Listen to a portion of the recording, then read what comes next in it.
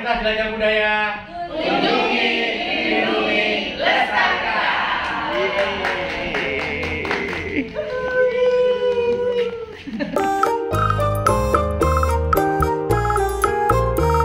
Indonesia Menggugat merupakan pidato pembelaan yang disampaikan Soekarno dalam proses pengadilannya.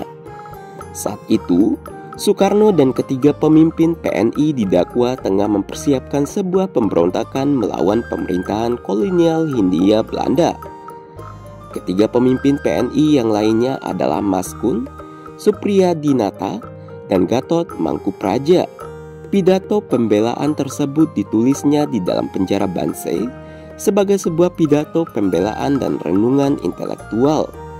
Isi pidato Indonesia Menggugat terdiri dari 4 bagian dengan argumentasi yang terstruktur rapi, yaitu imperialisme tua dan modern, imperialisme di Indonesia, pergerakan di Indonesia, dan Partai Nasional Indonesia.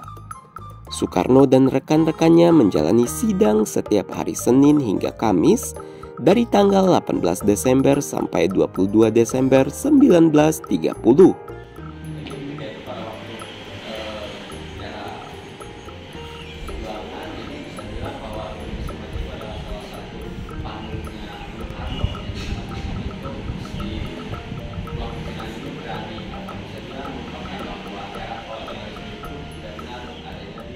Setelah disampaikan di Landrat atau Pengadilan Negeri di Bandung, pidato ini menyebar luas tidak hanya di Hindia Belanda, tapi juga ke negeri Belanda.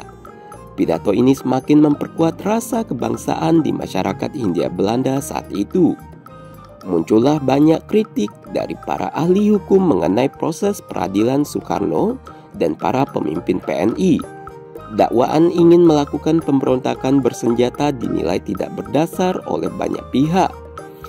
Hal ini memicu protes yang meluas di Hindia Belanda sehingga Gubernur Jenderal saat itu memotong hukuman Soekarno dari 4 tahun menjadi 2 tahun. Ia dibebaskan pada 31 Desember 1931.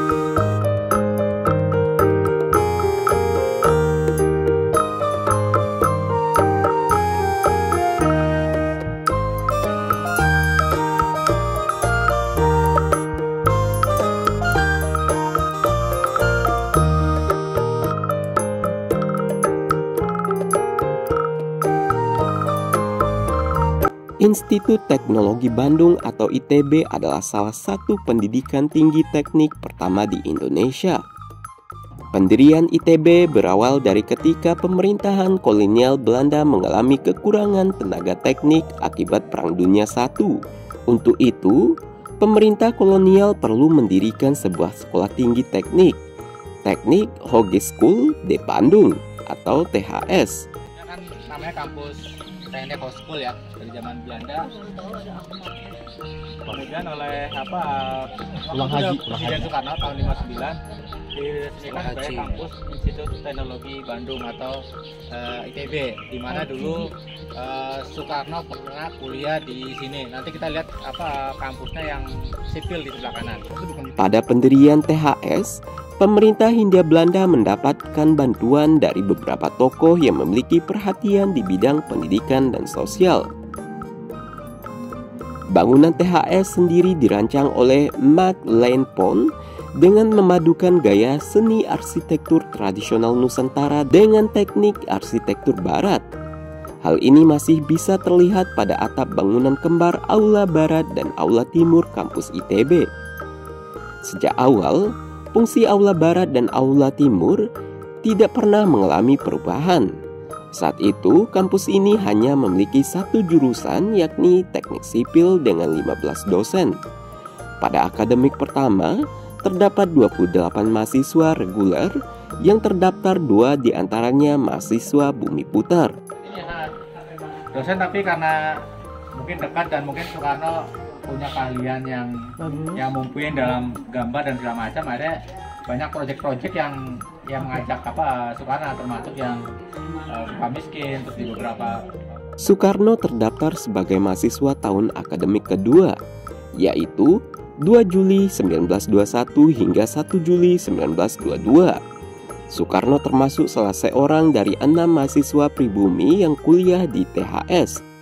Saat itu, Soekarno tinggal di rumah Haji Sanusi. Untuk menuju ke kampus saat itu, Soekarno menggunakan sepeda. Soekarno menyelesaikan pendidikannya pada tahun 1926 dengan tugas akhir merancang pelabuhan.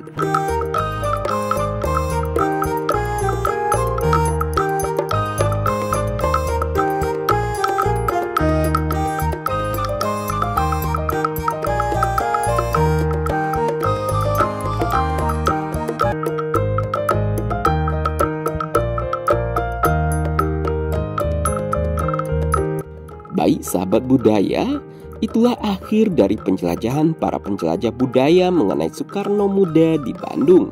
Dan jangan lupa untuk terus memantau media sosial komunitas jelajah budaya agar kamu tidak ketinggalan informasi mengenai penjelajahan para penjelajah budaya. Sampai jumpa di penjelajahan kita berikutnya. Terakhir, kunjungi, lindungi, dan lestarikan.